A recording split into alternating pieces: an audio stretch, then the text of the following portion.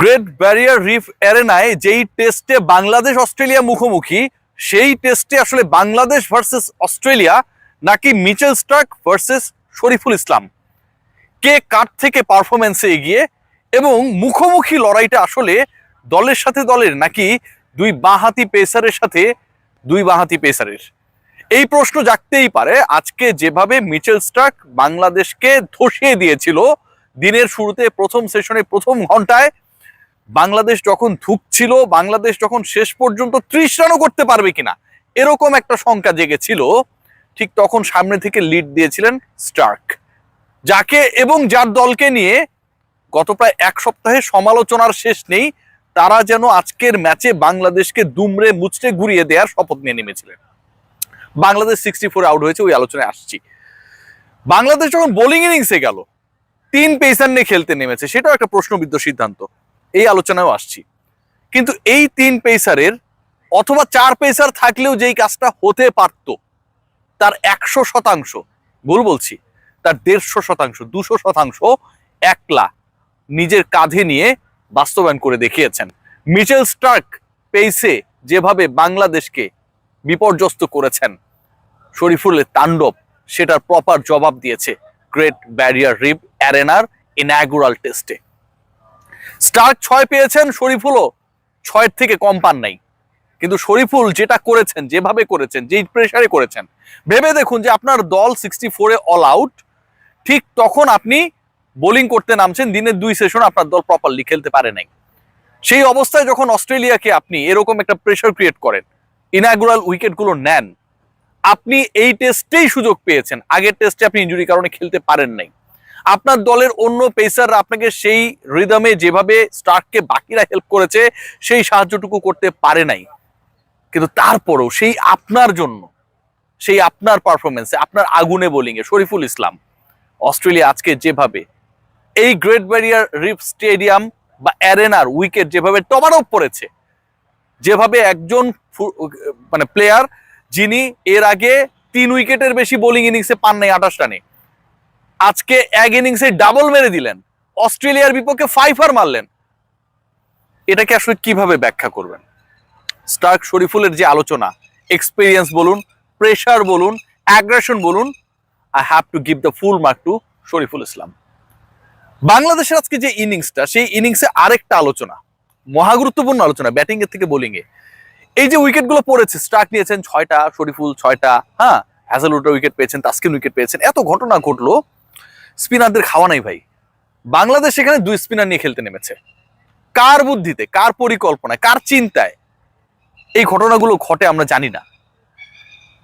আজকে যদি এখানে আরেকজন পেসার থাকতো, যেই পেসাররা আলটিমেটলি প্রেসারে পড়ে ক্লান্ত হয়ে প্রপার ডেলিভারি দিতে পারছিল না একটা সময় গিয়ে, কারণ রেস্টের প্রয়োজন, তো আপনি টানা কতক্ষণ বল করবেন, 3 জনকে ঘুরিয়ে ফিরে বল করতে হচ্ছে, বাংলাদেশের আক্রমণটা, বাংলাদেশের বোলিং অ্যাটাক আরো ধারালো হতো কি না? আজকে যদি আপনি 2 স্পিনারই খেলাবেন, আবার যদি স্পিনারদেরকে দিয়ে প্রপারলি বল করবেন না, তাহলে আপনি কি কারণে, কোন যুক্তিতে 3 পেসার নিলেন? স্পিনারদেরকে নিয়ে এখন পর্যন্ত বাংলাদেশ বলই করেছে 6 ওভার, অথচ বাংলাদেশের বোলিং ইনিংস সোফার 40 ওভারের, 40 ওভার্সের বোলিং ইনিংসে আপনি বল করিয়েছেন স্পিনারদের মাত্র 6 ওভার, বাকি 34 ওভার আপনি করিয়েছেন। 34 ওভার, ভাবতে পারেন পেসারদের দিয়ে, কিন্তু আপনি চতুর্থ পেসার নেবেন না। কেন নেবেন না? এটার কোনো ব্যাখ্যা নেই। বাংলাদেশ যদি 2 স্পিনারকে বোলিংই করতে দেবে না, অথবা এখানকার জন্য কার্যকর না, তাহলে একজন স্পিনার কমিয়ে, ঠিক আছে পেসার নেওয়ার দরকার নেই, একটা এক্সট্রা ব্যাটসম্যান নিতে পারতো। বাংলাদেশের ব্যাটিং নিয়েই তো সংশয়, সৌম্য সরকারকে খেলিয়ে দিত। আপনি তো স্পিনারদের দিয়ে বল করাচ্ছেন না, দিল না। প্রশ্ন নাম্বার 2, আজকে বাংলাদেশ যে এই যে নিল না, এক্সট্রা পেসার নিল না, বাংলাদেশের এই ইনিংসটা যদি আজকে শুরুতে না হয়ে, আজকে অস্ট্রেলিয়া শুরুতে টস জিতেছে, আগের বারের যে আহম্মকি করেছিল সেখান থেকে বের হওয়ার চেষ্টা করেছে, এবং তারা কি ডিসাইড করেছে, আজকে তারা বোলিং নেবে, বাংলাদেশকে ধসিয়ে দিবে, 198-এর প্রতিশোধটা আজকে নিয়েছে।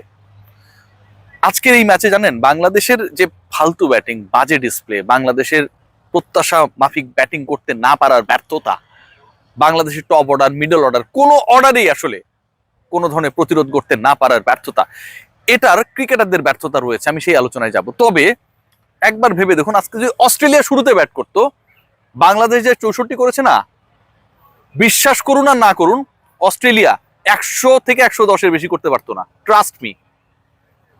শরীফুলের যে অ্যাগ্রেশন ছিল, শুরুতে যেভাবে স্টার্ক বলকে কাজে লাগিয়েছে, উইকেটকে কাজে লাগিয়েছে, উইন্ডকে কাজে লাগিয়েছে, যেভাবে ব্রেক থ্রু দিয়েছে, বাংলাদেশ যদি সকালের ওই দারুণ মুহূর্তটা পেত, বাংলাদেশের বোলাররা যদি সেই সিচুয়েশনটা পেত, ট্রাস্ট মি, অস্ট্রেলিয়া 100-র বেশি করতে পারতো না। সো আজকের ম্যাচে বাংলাদেশের যে এই ডিবাকল, ব্যাটিং ব্যর্থতা, ব্যাটসম্যানদের দায় রয়েছে। বাট এই যে উইন্ডি সিচুয়েশন, এই যে একটা বিশেষ উইকেটে প্রথমবারের মতো টেস্ট খেলা হচ্ছে, এবং আগে থেকেই বলা হচ্ছে এখানে গ্যাবায় যে পেসাররা এখানে রাজত্ব করবে, সেইখানে বাংলাদেশ টসে হেরে রিয়েল অস্ট্রেলীয় কন্ডিশনে যেই বিপাকে পড়েছে, প্যারায় পড়েছে, এটা one of the reasons not to have a good score, smart total, to be allowed on 64 only. আজকের দিনে সবচেয়ে বড় আফসোসের নাম বাংলাদেশের স্কোর কার্ড। খেয়াল করে দেখবেন যে বাংলাদেশের স্কোর কার্ডটা যদি আপনারা খেয়াল করেন, এখানটায় শুরুর যে 4 জন ব্যাটসম্যান, 4 জনের মধ্যে 3 জন জিরোতে আউট হয়েছে, সাদমান ইসলাম, তানজিদ হাসান তামিম এবং নাজমুল হোসেন শান্ত। শান্তটা আনলাকি, আম্পায়ার আউট না দিলেই পারতেন, দিয়েছেন, রিদমে ছিলেন, স্টার্কের মতো আম্পায়ারও।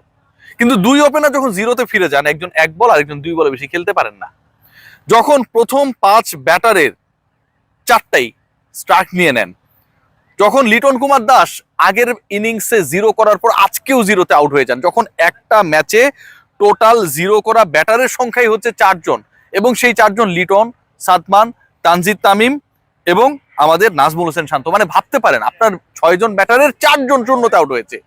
এই 4 জন যদি 10 করেও করতো, এই 4 জন যদি 15 করেও করতো, বাংলাদেশের আরো 60 রান অ্যাড হতো। ভাবা যায় এই ম্যাচ আসলে কোন দিকে যাচ্ছে। মোটামুটি একটা বিষয় ডিসাইডেড, কে জিতবে এখনই বলে দেওয়ার কোনো দরকার নেই। বাংলাদেশ সেকেন্ড ইনিংসে ব্যাটিং এ ঘুরে দাঁড়াতেও পারে, এরকম হয়েছে। এই বাংলাদেশ দলটা অন্যরকম। কিন্তু এই টেস্ট যে মোটামুটি 3 থেকে 4 দিন, 5ম দিনে গড়াবে না, আই গেস এটা ম্যাক্সিমাম 3.5 দিনের বেশি হবে না, এর মধ্যেই শেষ হয়ে যাবে, সেটা নিয়ে কোনো ডাউট নেই। বাট আফসোস থেকে যাবে বাংলাদেশ যদি আরেকটা পেসার খেলাতো, আফসোস থেকে যাবে বাংলাদেশ যদি 64-তে অল আউট না হয়ে আর 50টা রান এক্সট্রা করতো, আফসোস থেকে যাবে বাংলাদেশের টোটাল 6 ব্যাটার 5 বোলারের যে কম্বিনেশন, সেই টপ 6 ব্যাটারের 4 জন শূন্যতে যদি আউট না হতো, অন্তত একটা যদি কেউ 50 করতো, একটা যদি 30 করতো ওই শূন্য থেকে, বাংলাদেশের রানটা 100-র কাছাকাছি হতো। ভাবতে পারেন, টেস্ট ম্যাচ নিয়ে আমরা ডিসকাশন করছি, এবং একটা দলের টোটাল 100 হওয়া নিয়ে কেন হইল না সেই আফসোসটা ওইখানটায় করতে হচ্ছে। এর থেকে দারুণ মুহূর্ত আর কি হতে পারে। এই উইকেট যদি বাংলাদেশে হইতো, স্পিনিং বান্ধব, একদিনে যদি 18-19টা উইকেট যাইতো, ট্রাস্ট মি, ধুয়ে দেওয়া হইতো। অস্ট্রেলিয়ায় খেলা হইতেছে, শক্তিশালী দল, তাদের ব্যাপারে কেউ কিছু বলবে না। বাংলাদেশ কেন 4 পেসার নিয়ে খেললো না, কেউ কিছু বলুক আর না বলুক, এই ইস্যুতে আমার প্রশ্ন তোলা অলওয়েজ থাকবে। Bad luck team tigers, good luck Shariful.